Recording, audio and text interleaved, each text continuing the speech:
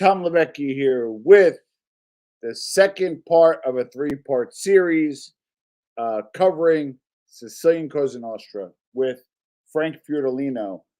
If you haven't seen the first video, which was yesterday, we covered the Maxi trial, Pipo Calò versus Tommaso Buscetta. It was really interesting, and Frank unpacked it, broke it down, and it was an absolutely phenomenal episode. First part of a three-part series. Tonight is the second part. Just some really important channel updates. I'm a little tired today. Had a really long day. However, I'm literally kind of running on, what is that called? Adrenaline. And here's why. We got a lot of great things going on with the channel. The first is I met with yesterday Louis Ferrante. Had an in-studio interview with Louis. I have a studio now for my in-studio interviews. So I interviewed Louis. That's going to be dropping later on. He just launched his book, Brigada, Rise of the Empire, History of the American Mafia. And literally my favorite book ever is Mob Rules.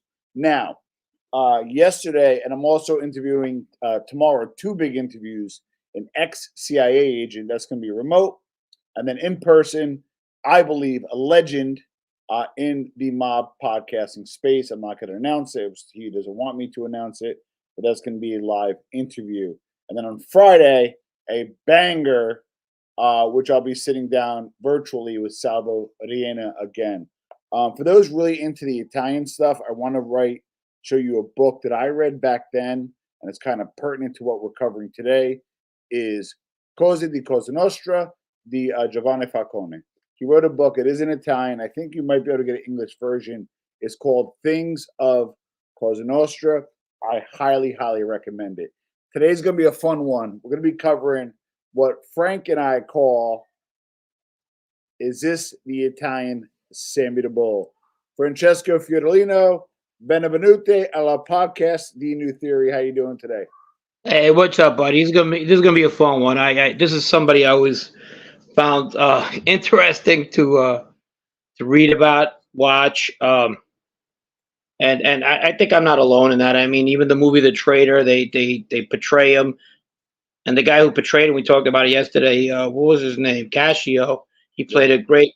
He played it a great part, and we're gonna be covering Salvatore Contorno, who was the second highest informant in that case, as far as the Italian government believed at the time in '86. He's a very interesting character. There was an attempt in his life that he's going to talk about in this interview that we're going to cover. Yep. Bontante, who was one of the head of the commission guys at the time in Sicily, that was his right hand man. Yep. And we know what happened to Bontante. He got killed. And then they started killing his family too. After they tried to kill him, they killed two of his in-laws, his wife's uncles. This is his brother-in-law, right? Contorno. Yeah. No, Contorno. This is not Buscetta. Contorno, my bad. Contorno, yeah, so they killed his mom's, his wife's uncles. That's right. Who they had? They were legitimate businesses in the meat businesses. He was planning to go back to Sicily and go after his family's killers. He was a little hot-headed. We know that. We'll see that. And they grabbed him, and he was reluctant to cooperate right away. You got to remember they tried to kill him, and I'll tell you in what kind of fashion and who was in the car with him when they tried to kill him. And they also tried to get to his wife at one time. So this was going on in Italy, in Sicily. I want people to understand that a lot of people, it seemed like the only people that talked during the 80s were the people on the losing side of that war. Correct. Guys, they didn't go up to the guys that were winning and saying, hey, listen, you want to tell on your boss. Yep. That wasn't going on because their families weren't being touched. Correct. So with that, let's we're going to unpack real quick. We're going to unpack kind of like the dichotomy between Italian Cosa Nostra and American Cosa Nostra, and this particular witness helps bridge that gap. And he was a rough one too. If you want to talk about a Sicilian hillbilly, well, he's not a hillbilly. See, he's actually considered a city slicker. Believe it or not, it's just that Wow. he is, and yes, because he grew up right there in Palermo, and the Yeah. Palermo Dons always had an edge in as far as like. And I don't want to put anybody. I'm going to tell them at ease. There were many people. A lot of people frequented the city. They grew. They understood ways better than people that were in remote areas. I'm not giving digs to nobody. It's just who it Yeah. was. Yeah. And even you see them, they talk Italian really well until they get aggravated and they break into their Palermo accents in 2 minutes. So he might be But he a was, little bit. but he was like a Maladucato though. He was like a Yeah, he didn't care. He was definitely he's rough. He's rough, but not uneducated in the sense of he was very street smart, extremely street smart. correct. And let's do it. All right. So I have to Mafia Man Cave. Welcome. He's a member of the channel, good friend. I want to also kind of give you require reading. So I think there's kind of a few buckets here. You're the kind of the people that know this stuff, into this stuff, and want to learn more and unpack and go deeper. And then there's kind of the American Cosa Nostra side who's like, you know what? I'm so tired of the five families. Let me get into the foundation of Sicilian Cosa Nostra, Italian mafia, Italian organized crime. The required reading, number one, like if there was a university class for this, 101 is Claire Sterling's Octopus. And she talks a lot about the Sicilian Mafia's reach, Edward and Matthew. So without further ado, we're going to jump in. I fast forward a little bit in interest of brevity, and let's take it away. All right, set him up a little bit more, just in terms of who he was exactly, Toto Contorno, and then we'll jump right into He was the part of the Brigada of San Maria de Gesù. yeah. And his boss was Stefano Bontante. Stefano Bontante, who was a very high-ranking boss and a shot caller, even within the other Brigadas around the city of Palermo. He was like the prince of the mob. He also would say was aligned with the Gambinos in New York through blood relation, correct? That'd be more the Inzerillo, the second guy they killed. Okay, yeah, because Inzerillo, Spatola, and Gambino were a clan and had relationships here. All right, we'll jump right in, guys.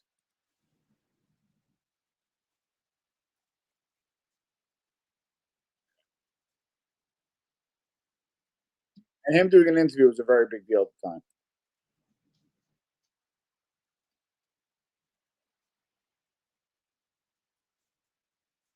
Got the audio? Yeah.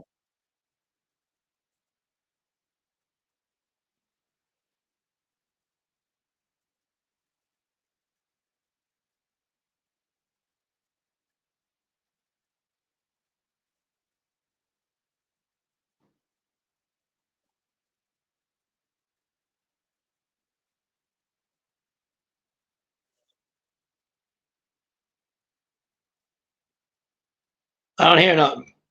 Okay. Go ahead, Frank. I don't hear it.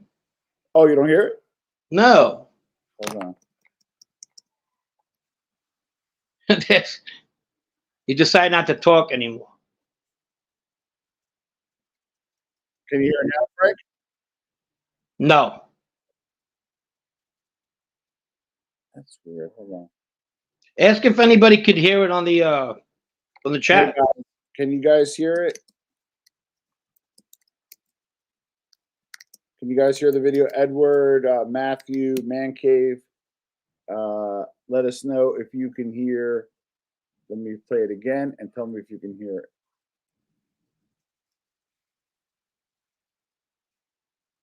No sound. Okay, you know what I'm gonna do? I'm gonna put it on my phone Okay. for audio, and then I'll just kind of marry it up essentially. That's fine. I mean, okay, hold on.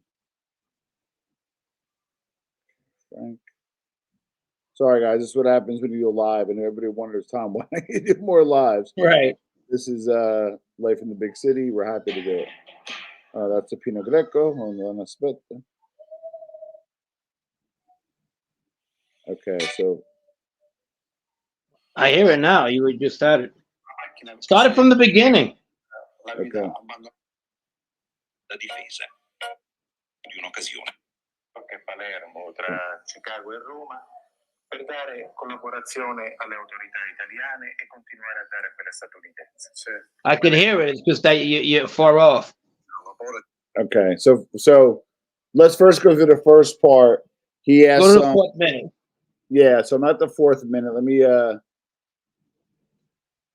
because my thumb, it's mobile. Hold on. Okay.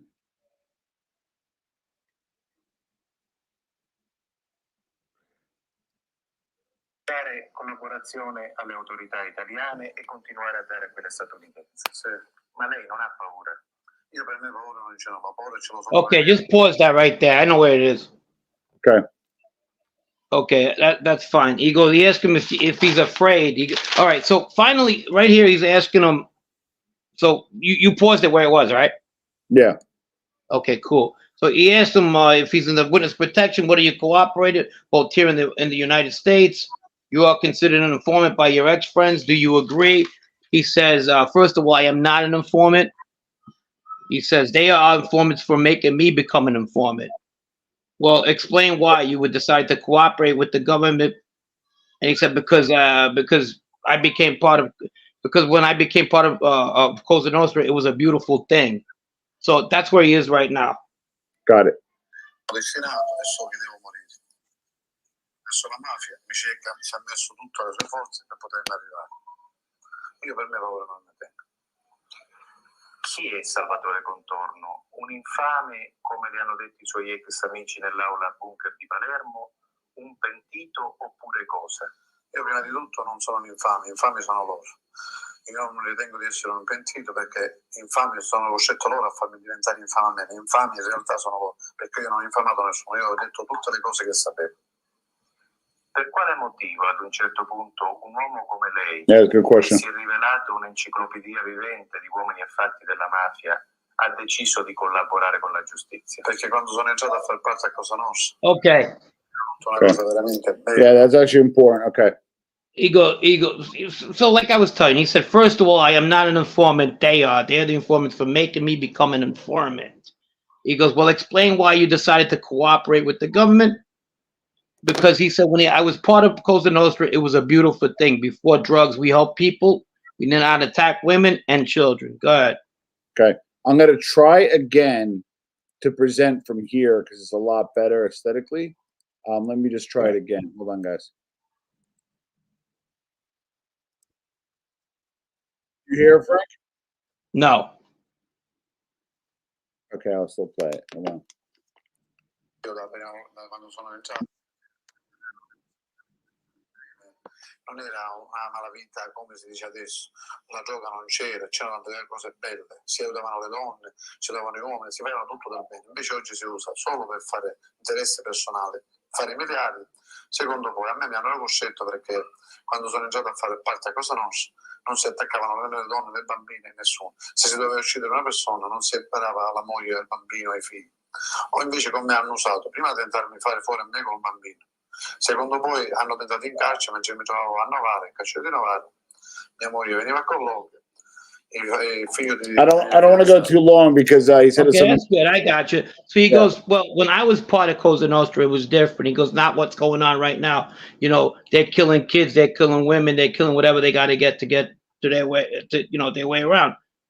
And he says that when I was in prison and my wife came to see me, there were these three guys that I knew out in the street, his friends, that tried to get her a ride to the prison.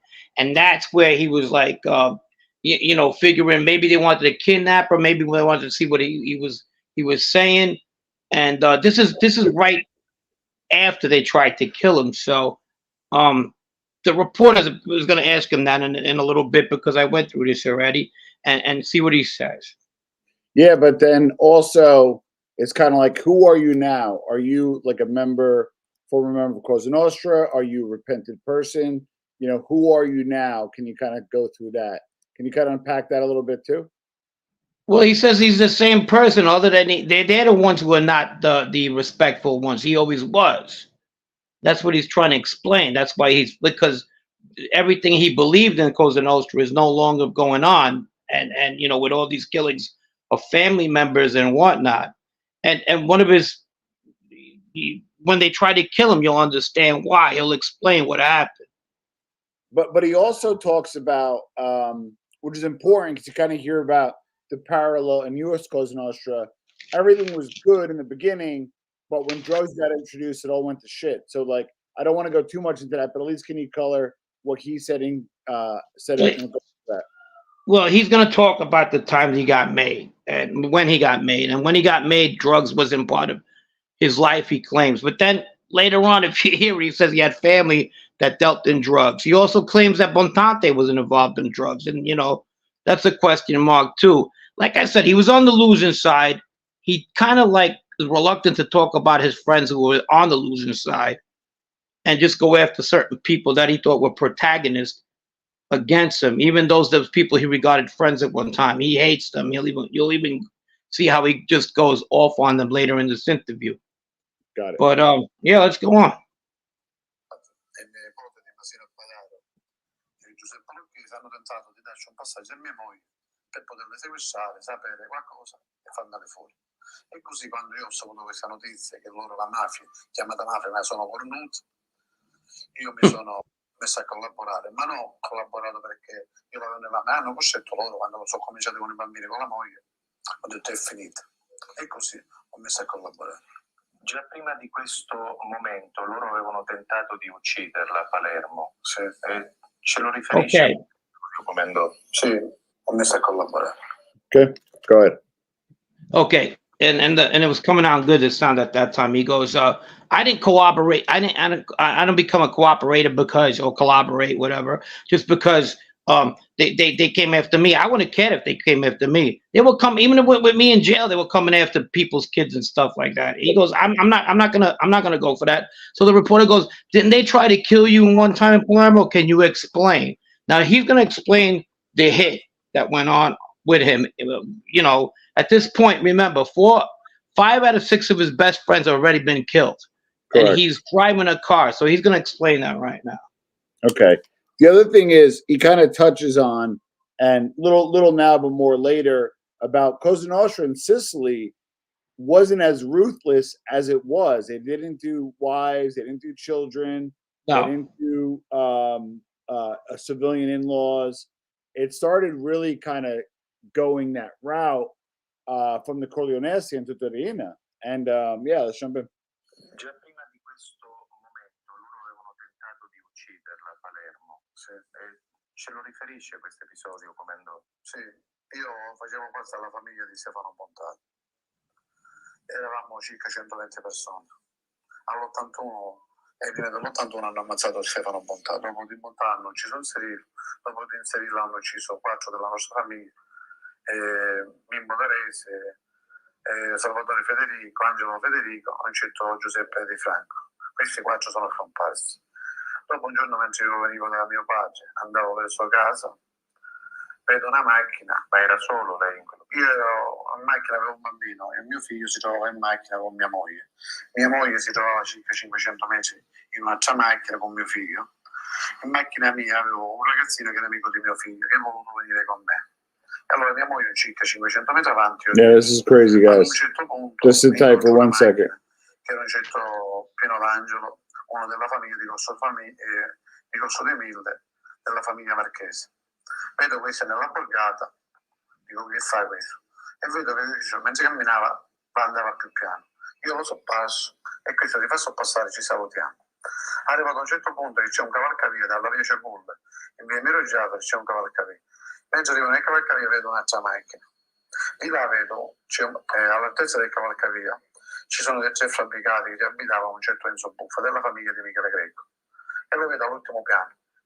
Dietro i vetri e c'ha una radio ricevente trasmettente. I don't want to go too long, so I don't want to. Okay, I'll tell you what's going on here. This is not the explosive part, but yeah. So his wife and his kid they have a friend, or one of his kids' friends with them. They're both about 6 years old. The one Yeah. kid who the friend of the son wants to ride in the car with the father because of his car, and his wife with his kid in another car. So she Right. was like 100 to 200 meters back. Yes. As he drives if he drives the car rather, he sees a guy in a car that's familiar from what would be the opposing side at the time. They were once friends. There's Pino Daniel. So he's in a one car and he sees him. So he passes him and they wave at each other. Yeah. Nothing doing, right? It's his second car. Then he recognizes these two guys at the second car. And now he's going slower and slower and slower. And the other car waves at him and he thinks he hears a radio. And then now you go. That's what I ended up. Yeah, which we'll get into the good stuff. Put that thing closer because I you know. Sulla mia sinistra c'è un giardino, questo cavalcavia. Dietro il cancello c'era Mario Cristo Filippo, figlioccio di Michele Greco. A questo punto vedo la macchina che sorpasso, il D'Angelo, Enzo Buffa all'ultimo piano, che io sono rialzato in questo cavalcavia. C'è sotto il palazzo, c'è un garage, ci sono più di un garage. Di una seracinetta viene fuori una moto, sopra questa moto c'è Pino Greco messo dietro e Lucchese Giuseppe, il nipote di Masino Padare, porta la moto e si dirigono verso di me. Quando io me ne accorgo, questa moto proprio mi viene a attaccare, diciamo, proprio di fronte. Appena mi arrivano all'altezza della macchina mi aprono la prima raffica di Kalashnikov. Io subito riconosco i killer, i personaggi che portavano, più altre macchine. Io mi butto dalla macchina, mi abbasso sopra il bambino e la macchina l'abbandono. Già in questo attimo loro mi hanno tirato la prima raffica di Kalashnikov. La macchina prosegue senza la guida abbandonata, senza io guidarla. Per fortuna non ho urtato nessuna macchina. All right, give the breakdown because I don't. He tends to say a lot. All right, so we know that at this point there's a garage, and the gate comes up. Out of the gate comes a motorcycle. On a motorcycle, he recognizes one of the main killers during this time, this Lucchese guy, and his boss, who's a young guy, Pino Grego. Pino Grego's coming towards him with a Kalashnikov, and they come in there. So he throws himself. That's Pino Grego. He throws himself at the kid, and he ducks, and he lets the car go, and the guy sprays the car with a Kalashnikov. He goes down the block. Real quick, number one, Pino Greco was. We're gonna get to Pino Grego, but all right. But I'm just saying they well, he's got to come back, right? We'll tell you what happens. They sprayed the car with a freaking little girl, a little boy in it. Little boy in there, yeah, and the guy's all over him. So he comes among many of his atrocities. So he comes in and he sprays the car. He pulls a U-turn and goes to finish the job. At this point, Toduccio, Contorno, opens the door and lets the kid go out. As he goes out, he goes on the other side and pulls out a 38 out of the glove compartment. Movie. So he lets him out, goes around, grabs a 38, while this guy is spraying him with a Kalashnikov. Anyway, keep going. So he's on the side. So they come back again. And he hits this Pino Daniel with a 38. He's a good shot. He's grew up, he's a butcher's son. He's a good shot and shoots him right in the freaking chest. Wow. Lucky for Greco, he's wearing a bulletproof vest. Falls off the bike, and the Kalashnikov, all the bullets hit the second floor. And when the cops came there, they go, "Why is there bullets on the second floor?" Because it corroborated what Contorno said. I shot him in the chest, and he just shot at the air, and that's why you got all those bullet holes on the second floor. Anyway, he gets away, and it's a fucked up situation. You got these guys coming after you. They killed 5 of your friends. They killed your boss. What's going on? He's saying to himself. So he goes on the lam. But before that, let's explain who Pino Grego is. Yeah. So Pino Greco, no relation, right, to Miguel Greco, the Pope. No. Family. Okay, keep going. Well, he's a young kid that is growing up with these new people. He's around the Palermo area, and he's Miguel Grego, no relations, but he called him his nephew. He's kind of grooming him. By the time he was 16, this kid was a killer.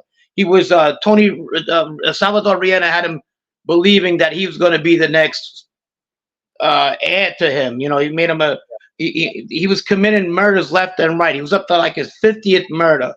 One of his most horrible crimes was the Inzerillo death. When they killed the father, Inzerillo, who was a real top guy in Palermo, Yep. his son, who was 15 years old at the time, said, I'm gonna get vengeance for my father's death. You know, that was he was talking a little loud, like kids would. Sometimes it happens, you know. Yeah. And they got a hold of him, and they humored him. They go, oh well, you're gonna kill your father's this guy did the Pinot Grigio. You're gonna kill your father's killers. He goes, yeah, of course I am. He goes, okay, you shoot. He goes, yeah. What hand you shoot with? They showed him the left or the right. I don't know what it was, and they chopped his arm off. Right there and then. After he chopped his arm off, they fed it to the pig. This is what was going on in Sicily, you know, and they acid baths. That you know, that was another thing too. You never were seen again.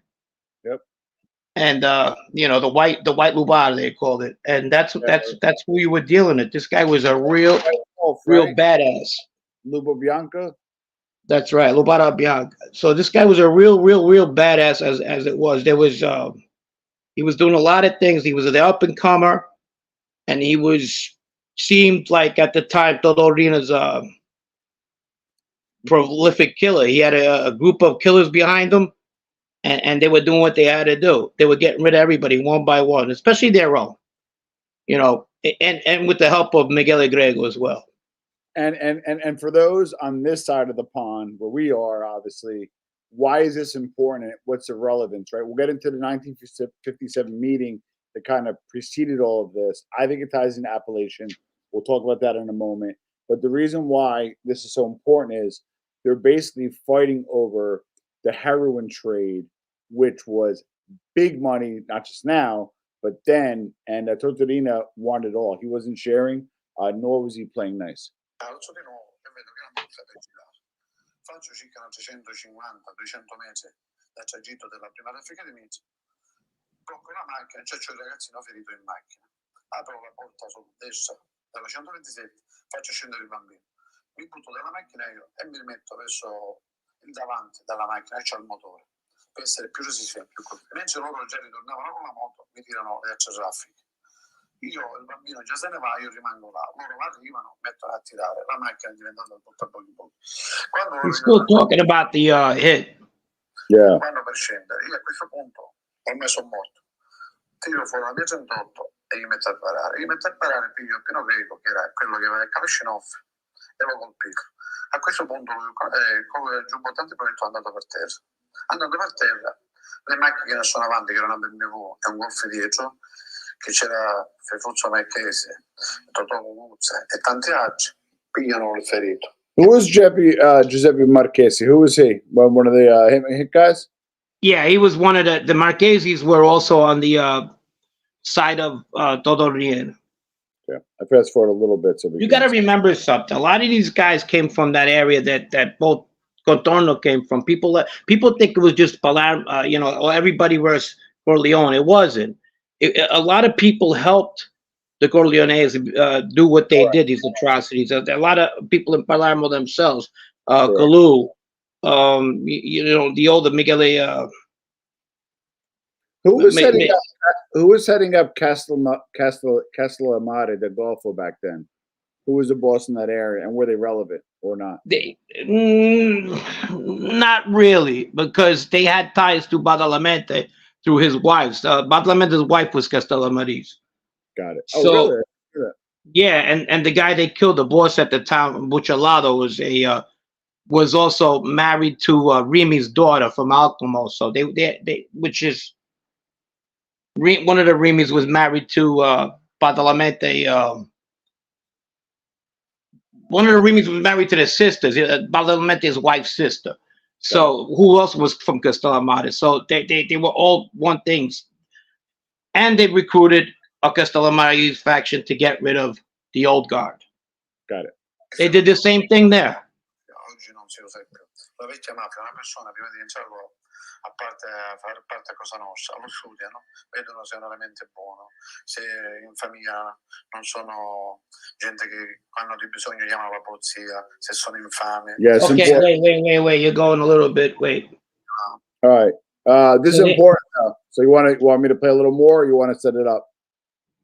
No, we're good. I mean, yeah, they asked him about becoming a made member, right? Very important. He goes, it's not for everybody. Back then when he was becoming made, it wasn't for everybody to get made. They kind of groomed you. They needed to know who you are, their pedigree. They wanted to know who your father was. They want to know if you were cop calls, ever called a cop in your lives. They wanted to know how the women in your family comported themselves. If there was any loose ones or anything like that, that's a no-no. And that at the bar, clubs. Yeah, that was definitely a no-no. Yeah, so there was a lot of criteria, if you will, to be uno di onore, which is a man of honor in Sicilian mafioso culture, and they had a lot of different rules in over here, especially back then. Non era niente di buono, questa è una donna di vita, o c'è precedente con diversi uomini. Tutte queste cose ai miei tempi si guardava. E allora sono loro che studiano la persona. Yeah, so if you had like a cop in your family, like an uncle, a cop, that's not even a part of a question. Yeah, you're not getting made. But even if you're a cop caller, you get into somebody breaks into your home, and rather than go to the local mandamente, you call the cops. Like any little infraction that you ain't getting your button.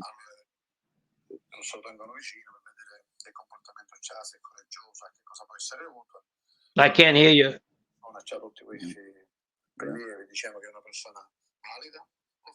Better? Barely.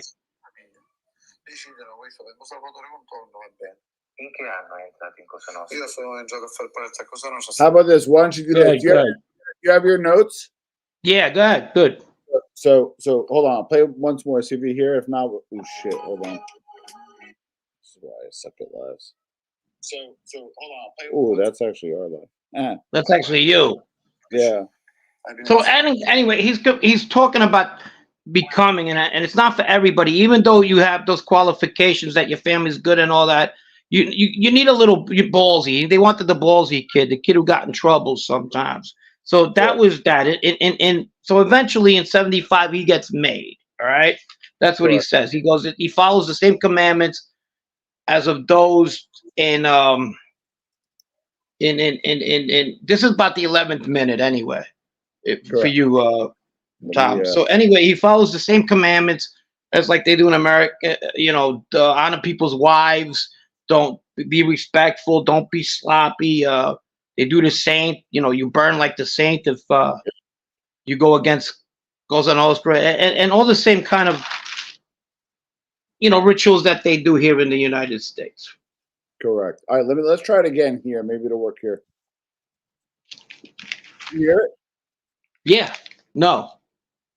Not at all.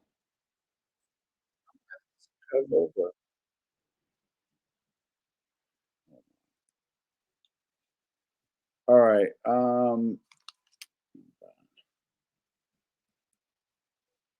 Well, I could tell you. I mean, without even talking about it, I more or less. Let me run through what he was talking about. Yeah. They asked him questions like if he was were you the first task? Everybody knows I speak Sicilian anyway. It's no big deal. What were you the first task as a made man? And he said robberies, accompanying wise guys, cigarette smuggling. How about unsanctioned robberies? Like when he goes, we didn't do that, but when people did, and the way kids who did that, the difference between like when he was just made and the 80s was if a kid robbed something, we told him not to fucking do it again and give the money back. If he did it a second time, he usually caught a little beating. The third time could have been really bad.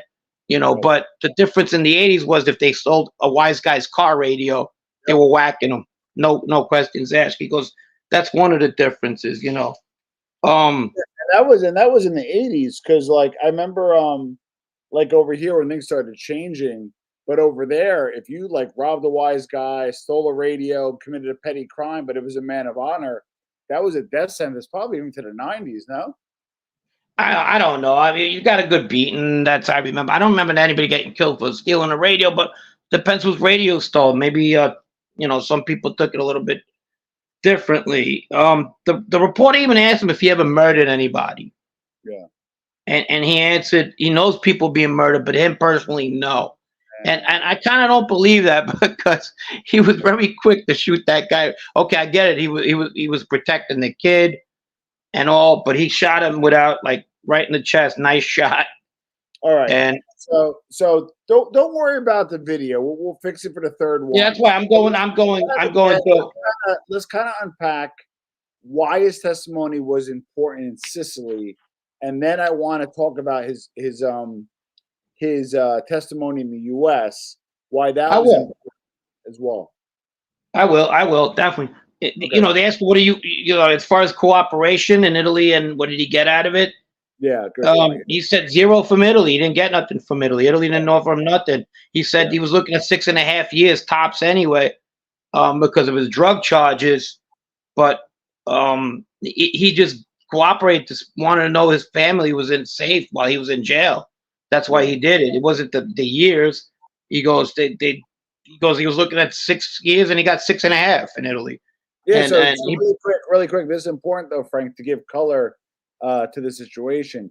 He wasn't facing a lot of time. It's just that they were killing people in his family. They tried to kill him. So he didn't inform because, like, he was facing football numbers. He informed because they were killing his family and tried to kill him. At that time, there wasn't a witness protection in Italy. And the reason why he probably got the max sentence for what he did was, in Italy, there were no informants or very little. There wasn't much precedence before Buscetta. Really wasn't. No, you're right. You're absolutely right. There wasn't a witness protection program, and what got him qualified for the witness protection program, that he had some knowledge, pretty good knowledge actually, of what was going on during the drug smuggling between the United States and America. So with that, go ahead. I'm sorry, Frank. With that, they took him in, and he ended up testifying at the Pizza Connection case. Ready for this? For 12 days. Yep. Now he was testifying for 12 days, and he came here. They promised him citizenship. It wasn't that easy. They told him the protocols of that. Yeah. And I kind of understand that because I kind of went through that too. I mean, they'll help you, but they're not just going to give you citizenship. That's just the way it works. All right. I had a good experience with the witness protection program. Yeah.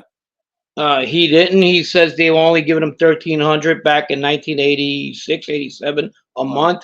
Yeah. And he goes, how the hell is somebody going to survive on that? Considering how much money he used to make at the time. I don't know.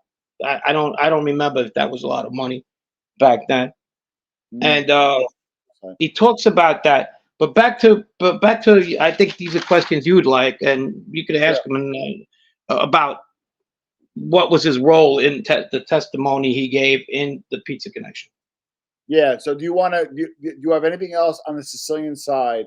Because I want to kind of set up the Pizza Connection first. But anything else on the Sicilian side of things you want to share? Yeah. He adds that there was 2 wars in Sicily, 2 mob wars in Sicily. One in the 60s, I believe, and the other one in the 80s.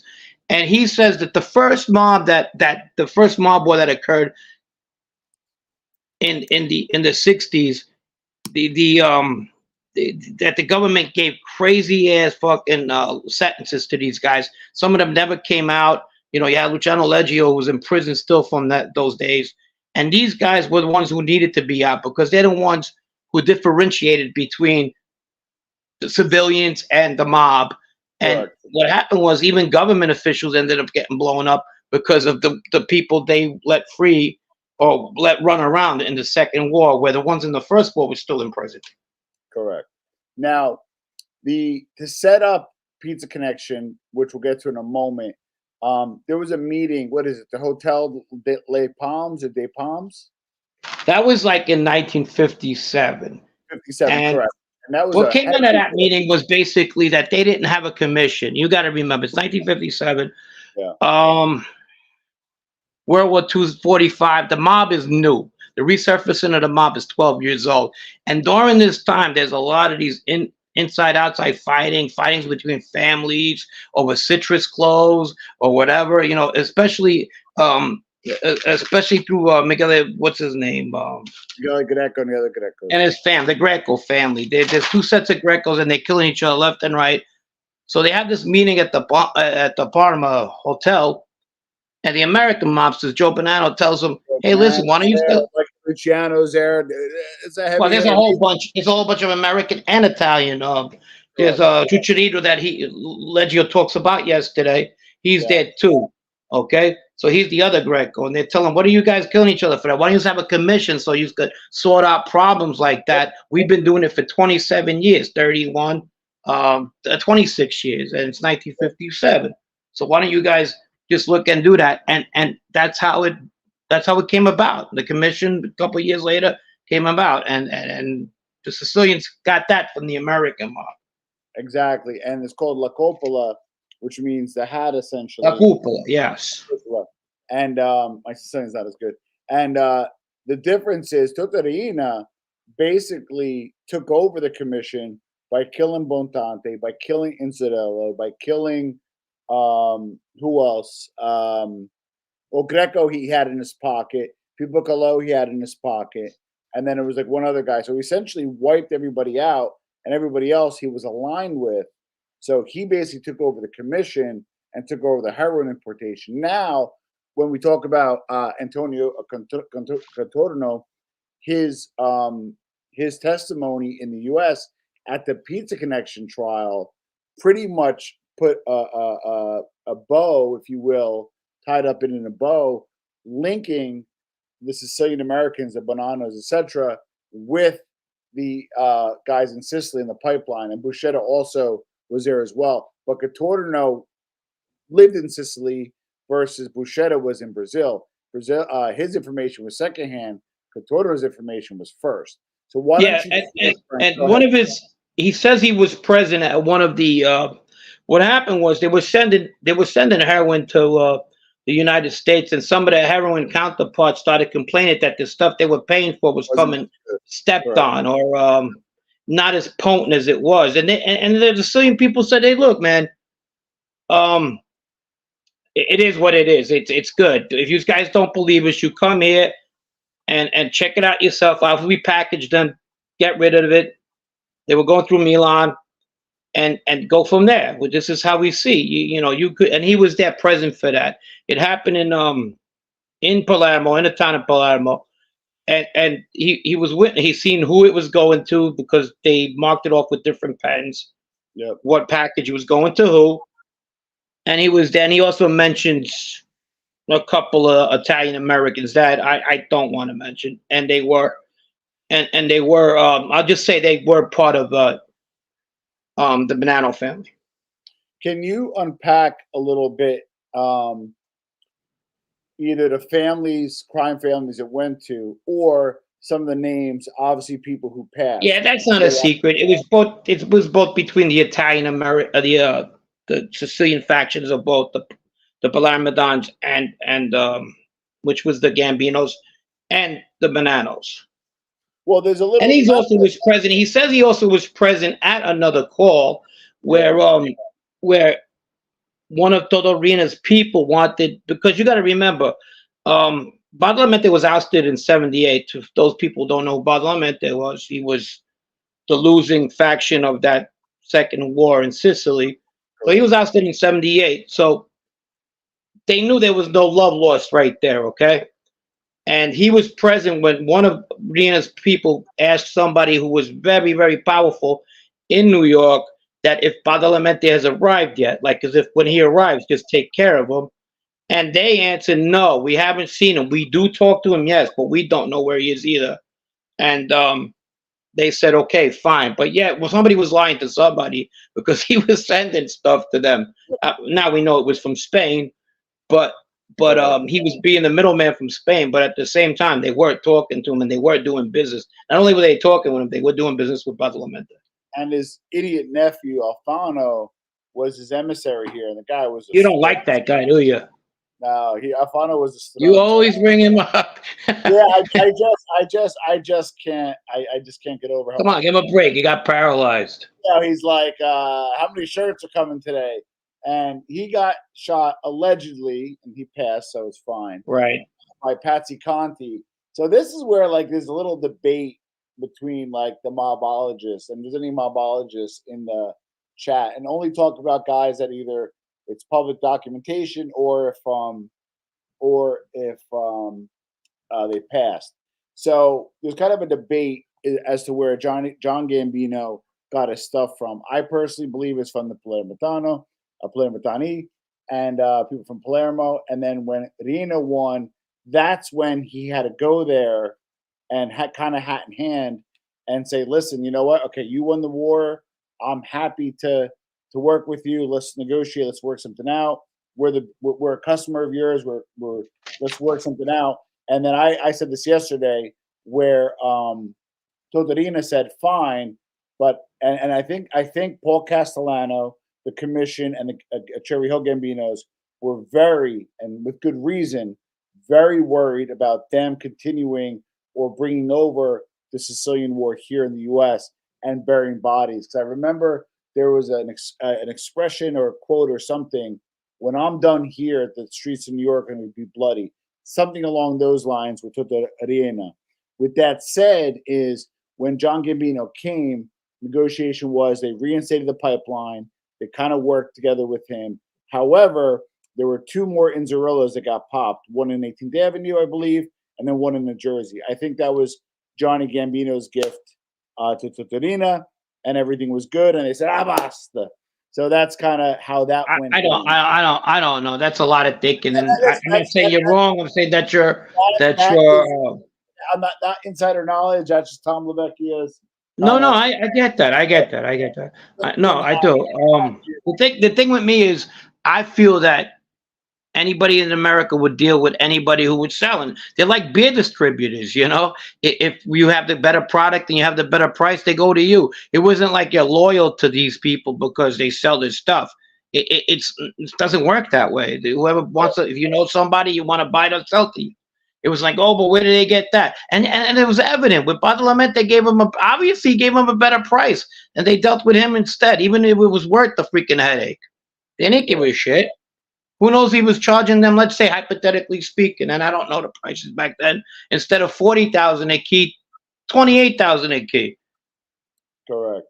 They'll get it from him. I watched the match. I thought you allowed to basically question your accuser. The 4-1-1 conversation, Buscetta back to go back and forth is amazing. Yeah, no, Buscetta and People Calo and Buscetta back later '93 when Riina gets popped. They have that, and we're gonna probably do something on Totorina shortly because I'm interviewing his son again this week. We kind of want to give a good segue to the big interview. Obviously, with Salvatore, he can only speak to his book and kind of like who his father is as a man. He's not going to talk about stuff about Cosa Nostra because he's no longer or ever was affiliated. I have to give that kind of statement. But with that being said, this is kind of primer for that interview. All right. So what kind of? All right. So let's get to where we were at. We're almost done, right? Yeah.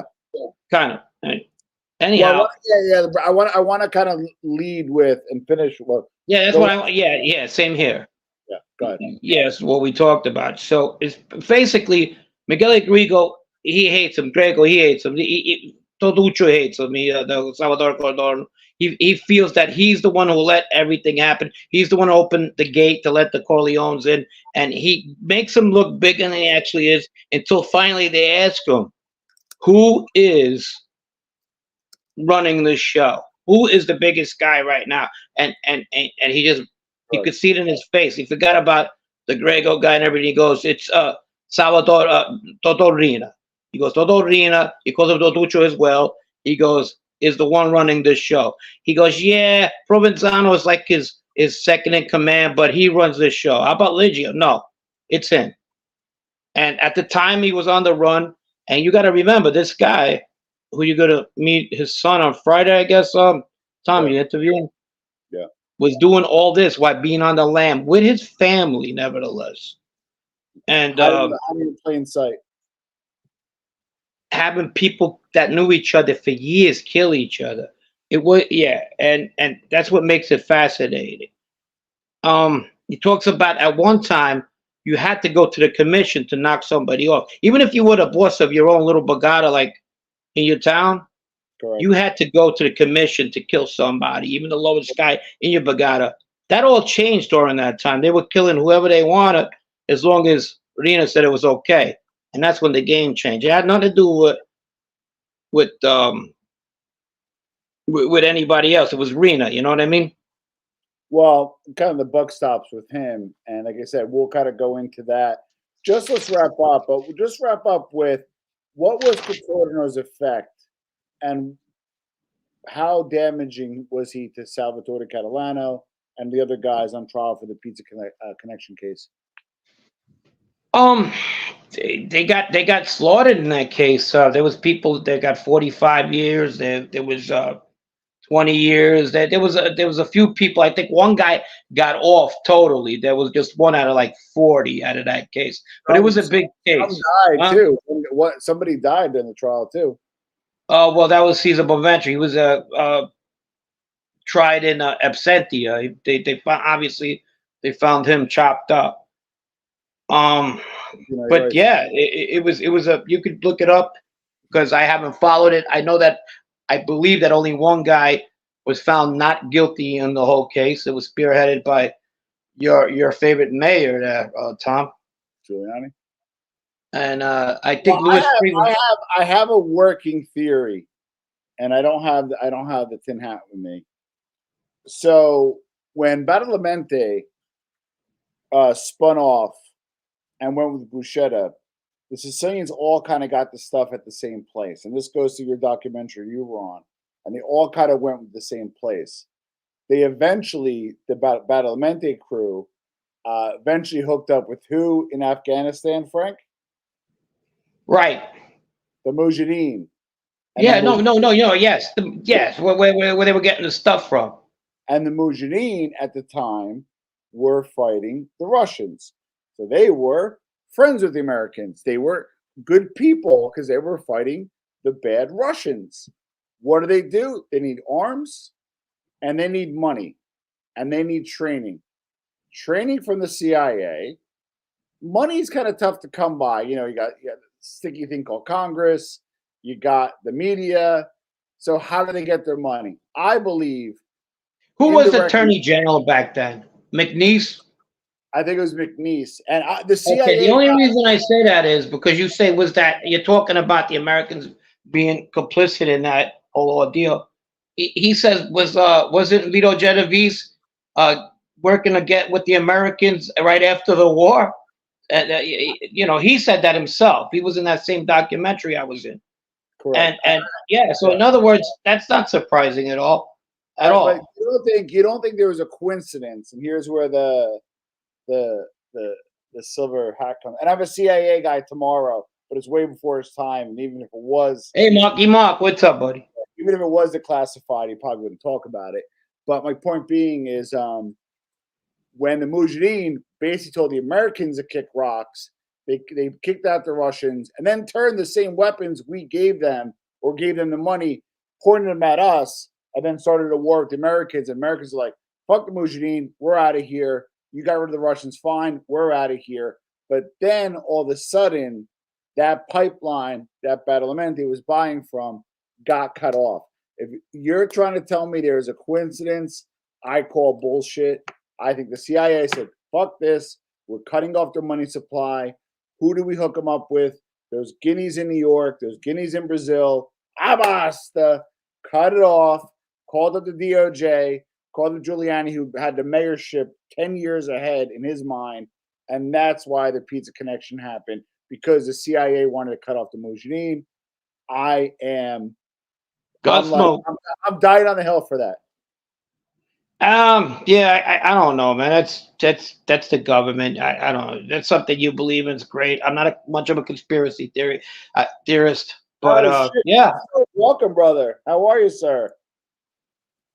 Yeah, and on the last note, though, the Pino Grieco, the guy who cut the guy's kid's hand off, that scumbag, he ends up getting killed too. After the smoke clears and Todorino didn't need him no more, he's got his two buddies killed him in the second floor of an apartment. The one kid who witnessed that heard a shot. He goes upstairs. He figured it was just Pino killing somebody else, and it was actually Pino on the floor, and he died. After that, Rena told another future cooperator. He goes, "Well, that medicine, that mad dog finally got his medicine after he used him and abused him." Huh? This is important, actually. So with Mafia Man Caves bringing up a very good point. So they didn't get rid of any dope really. That French Connection was something separate. They didn't have any dope, and the laws changed where they were grandfathered. I don't think any of them paid any civil penalty. I think all those guys, except for lawyer fees, pretty much kept their money. I think the forfeiture laws came right after, and I'll tell you why. Because Correct. I knew a year after, and I'll tell you why. I knew somebody personally who was affected by the forfeiture laws, and the only reason he didn't, because he was on the lam for that year. They caught him, and then they charged him, and he lost everything. His son happens to be in the Bonanno family today. They have the same name, but I don't want to mention who that was. Yeah. And he lost everything. Now we're gonna wrap up with this because we're gonna kind of go with the title. You were a little harsh, and you're an informant yourself. You own it. You don't have any qualms admitting who you are and what happened. But also you get a little frustrated when a lot of these guys make bullshit excuses and kind of like Sure. try to window dress the truth. Where you had Contorno, who in-laws got killed, people in the family got killed, the kid got shot at, and he kind of Right. gave the reason why he informed. Yeah, you hear people like Sammy the Bull. He goes, "What the fuck?" He turned because because fucking John Gotti was on a fucking tape. Is that why you fucking turned, bro? Yeah. Come on, man. I mean, be honest with yourself. I mean, that who tried to kill you? Who tried to kill your kid? When you went to jail, you probably would have got money if you went to the jail. These people, they lived the life all their lives, and they were still getting their families killed. That's the difference between both of them. Who was higher? Who was more of a prolific killer? Sammy, I guess, but I don't know. No, listen. So anybody who follows this stuff, and I call bullshit on Contorno. I would like to get him on the show. That'll be fun. He lies, but he lies to protect. If you notice, he lies to protect. He was one of those losing rats, if you would. He was like there was no winning rats. Like the guys who would looked at 20 years, 30 years, they took that because their families weren't being bothered. And they didn't want to go that route. The ones who were talking was like, who's going to be out there for my family? Yeah. No, I mean, listen, and the interesting thing, though, if you look at the parallel in Sicily, and maybe this is why, and even in like Canada, they kill your family. Where in the U.S., with the exception of maybe the Castle situation, they generally, and maybe John Vesey's brother, generally this stuff is off limits, right? So, like, in Italy, you don't rat because they will kill your family. They will kill women. They will kill. Well, I think it's different now since the 90s. And we were talking about that when Reno, what's his name? Provenzano took Rena's the realm. He changed it a lot. He was like, we're gonna go back to old school, what we were about. Not, we're gonna differentiate between civilian and gangster. He kind of did what, like, if anybody's familiar with Russian history, we would talk about this. When Stalin that died in '53, Khrushchev took his realm. Khrushchev, and there's a term. It's called de-Stalinization. Yep. And he kind of like tried to forget about all those atrocities that people went through, the gulags. Not to that extent. I mean, that went on for 40 years. This was going on for 10. But it seemed like Provenzano was going a new direction, and he wanted to, go that way. And it's interesting. They call that period Pax Mafiosi or Pax Mafia, meaning peaceful time within the mafia, kind of similar to how the Americans adopted, Italian American Cosa Nostra adopted a no or low kill policy. And again, Provenzano kind of took it into a new era. There has actually been some huge reduction in murders there. Also reduction in informants, even in Sicily Cosa Nostra. There were some here and there, Tony Calderone, some other ones, but essentially no big bombshells.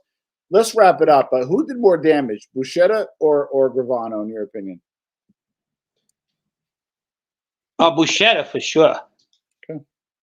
For sure. Yeah, I mean, when did Sammy go to Italy and put people away?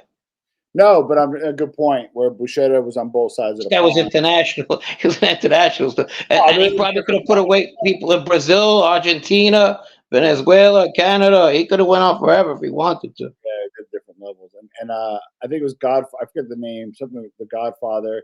It's on Netflix. You want to check it out? Great documentary there. I'd love to get his sons on the podcast and his Well, one of them died one of them died. Yeah, I think the other one. in Florida. This guy had no luck. He got away from it, and while he was in the program, one of his kids died Well, in a motorcycle accident. one of the crazy stories is he's in a restaurant and the guy is singing Toto Cutugno, Lasciarmi cantare. Right, the Italian song, but Italian vero at the end, and he goes, Siamo Siciliano vero. Basically, yeah, and he got freaked out. He got up and he bounced. Well, the only thing I like about that movie is like when they have Contorno meet him at a car where Contorno's selling cars. They make them meet each other in the program. You can't meet somebody in the program. I mean, I don't know if it was after they both got out of the program, but and it's funny because it's like a Sicilian in somewhere in Middle America, and he's selling cars and he's hating it. You know what I mean? And he was miserable. He was living life. The guy was kind of like I know you're not Napolitano, but when I see Contorno, have you ever heard that term Mariolo or Mariolo? Sure. I Yeah, mean, it's like a redneck. Like a thief, like a redneck, like uncultured. The teacher in Napolitano, we say. I just say no, Saracino. Yeah, Mariolo or Mariolo. Mario. So, yeah, I got you. Mariolo. Yeah, I got you. Well, tomorrow you get to meet the fucking devil himself. Yes, and we're setting it up for you guys. So, and you're gonna love this guy. This guy was definitely, hands down, the worst of the worst. I would put him as #1 ruthless mob boss in Italian mob ever. The Pablo Escobar of the Mafia. And by the way, if you read Pablo Escobar's book, the son's book, Sebastian's book, he talks about how Pablo looked up to Totorina and used him as kind of a blueprint on how to battle the state. That's where he got that from. I think the Sicilians used to do business with Cali cartel, but and they did buy some from Pablo. But Pablo was a big fan of Totorina, and we could probably do a separate episode on that. All right, listen, everybody. Yeah, listen, before you go, do you have that 7-minute clip of where? I do. I'll try to play it. I'll try to play it one last thing. Well, the one where Contorno goes crazy and starts yelling at the inmates in the cages. Hold on.